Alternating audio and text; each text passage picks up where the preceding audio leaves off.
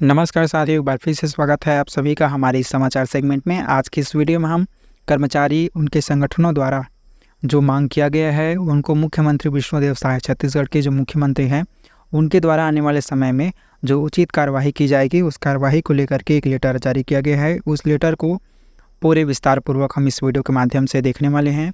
आप सभी को बताना चाहेंगे कि कर्मचारी संगठन के मांगों पर विचार कर रही है बीजेपी की सरकार और हो सकता है जल्द से जल्द इस पर निर्णय भी आने शुरू हो सकते हैं। तो आप सभी से निवेदन है, वीडियो में आप अंत तक बने रहिए और कर्मचारियों से जुड़ी हुई सभी खबरों को पाने के लिए हमारे चैनल से भी जुड़े रहिए। खबर की ओर आगे बढ़ते हैं तो पहली खबर आप स्क्रीन पर देख पा रहे होंगे। छत्तीसगढ़ शासन के द्वारा एक नोटिफिकेशन जारी किया गया है जो कि संचालनालय समाज कल्याण संचालनालय को प्रेषित किया गया है। इसमें विषय रखा गया है मुख्यमंत्री सचिवालय एवं विभिन्न संगठनों से प्राप्त मांग पत्र उनके ज्ञापन पर कार्रवाई करने के लिए आदेशित यहाँ किया गया है। इसके अंतर्गत विभिन्न संगठनों के द्वारा प्रस्तुत ज्ञापन माननीय मुख्यमंत्री जी को दिया गया था, उप मुख्यमंत्री जी को दिया गया था या फिर किसी भी प्रकार के अगर मंत्री को दिया गया है तो उन सभी संगठनों से जुड़े हुए कर्मचारियों के हित में जल्द से जल्द कार्रवाई करने का आश्वासन भी यहाँ दिया गया है। आप स्क्रीन पर देख पा रहे होंगे। एक साइड आवेदनकर्ता का नाम और पता लिखा गया है, बीच में लिखा गया है संक्षिप्त विषय, तीसरा आवेदन की तिथि। तो पहला पॉइंट इसमें ये दिया गया है छत्तीसगढ़ कर्मचारी फेडरेशन के द्वारा जो मांग की गई है उस पर विचार किया जाएगा। प्रदेश के विभिन्न विभागों में कार्यरत डाटा एंट्री ऑपरेटर की मांगों का निराकरण करने बाबत यहाँ पहली जानकारी दी गई है। दूसरे कॉलम में आप देख सकते हैं छत्तीसगढ़ सर्वविभागीय श्रमायुक्त दर या फिर श्रमिक कलेक्टर दर श्रमिक मोर्चा के द्वारा जो मांग की गई है उस पर भी विचार किया जाएगा। इसमें संक्षिप्त जानकारी दिया गया है कि दैनिक श्रमिक मोर्चा से जुड़े हुए अलग अलग विभागों में कार्यरत दैनिक मासिक श्रमिकों को उनके द्वारा बनाए जाने वाले यानी सरकार द्वारा बनाए जाने वाले कमेटी में सदस्य बनाया जाएगा। साथ ही ओपी चौधरी को अध्यक्ष और गौरी शंकर श्रीवास को उपाध्यक्ष कमेटी का नियुक्त करने की प्रार्थना इनके द्वारा की गई है, जिसको स्वीकार किया जा सकता है।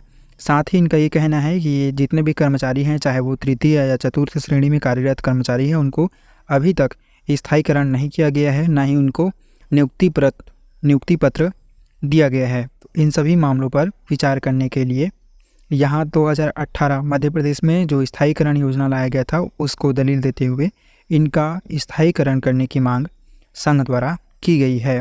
तीसरी अपडेट इसमें ये दिया गया है कि छत्तीसगढ़ राज्य दैनिक वेतनभोगी कर्मचारी संघ महासमुंद जिला महासमुंद द्वारा जो मांग किया गया था उन पर भी विचार करने का यहाँ नोटिस दिया है। इसमें लिखा है कि भारतीय जनता पार्टी के जन घोषणा पत्र के लिए किए गए वादे के अनुसार शासकीय विभागों में कार्यरत कर्मचारियों के समस्याओं एवं मांगों की समीक्षात्मक प्रक्रिया आरंभ करने की मांग की गई है। साथ ही मार्ग प्रशस्त करने की और कमेटी गठन करने की मांग यहाँ की गई है। यहाँ पुनः दोहराया गया है कि जो कमेटी बनाई गई है उस कमेटी में छत्तीसगढ़ राज्य दैनिक वेतनभोगी कर्मचारी के फेडरेशन के उनके अधिकारियों को सदस्यों को वहाँ कमेटी में लिया जाए, यह मांग भी किया गया है।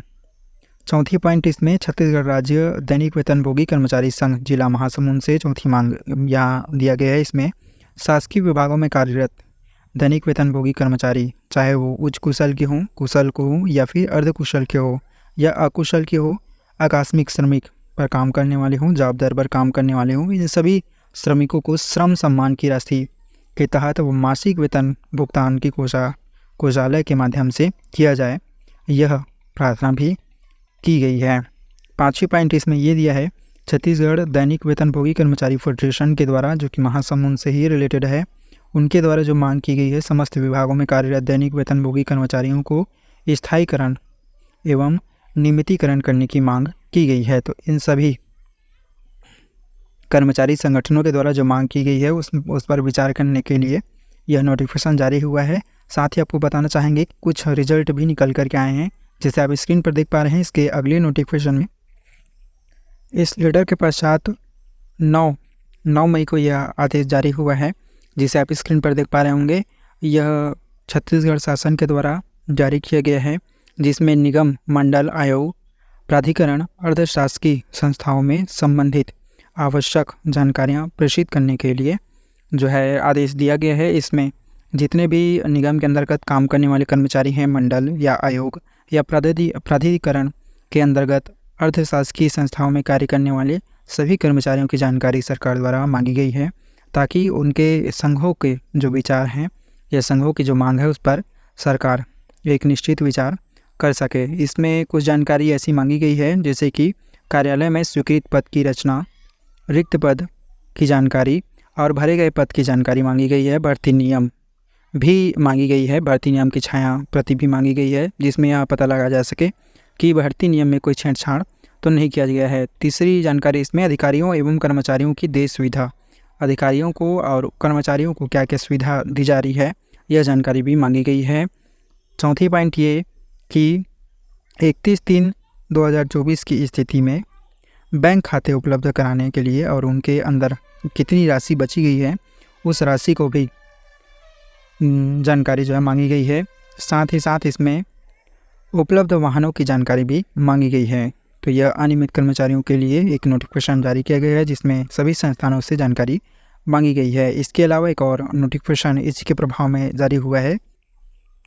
आप स्क्रीन पर देख पा रहे होंगे लखनलाल देवांगन के लिए, जो कि मुख्य कार्यपालन अधिकारी हैं भारत एल्यूमिनियम अधिनियम कंपनी जो है कोरबा में, उसको लेटर लिखा गया है कि आपके अधीनस्थ कंपनी में कार्यरत बाहरी एवं स्थानीय कर्मचारियों की जानकारी उपलब्ध कराने के लिए यहाँ मांग की गई है, जिसे आप नोटिफिकेशन पर देख पा रहे हैं। तो स्पष्ट है, शुरू में हमने जो नोटिफिकेशन देखा है उसका असर धीरे धीरे विभागों में दिखाई देने लगा है।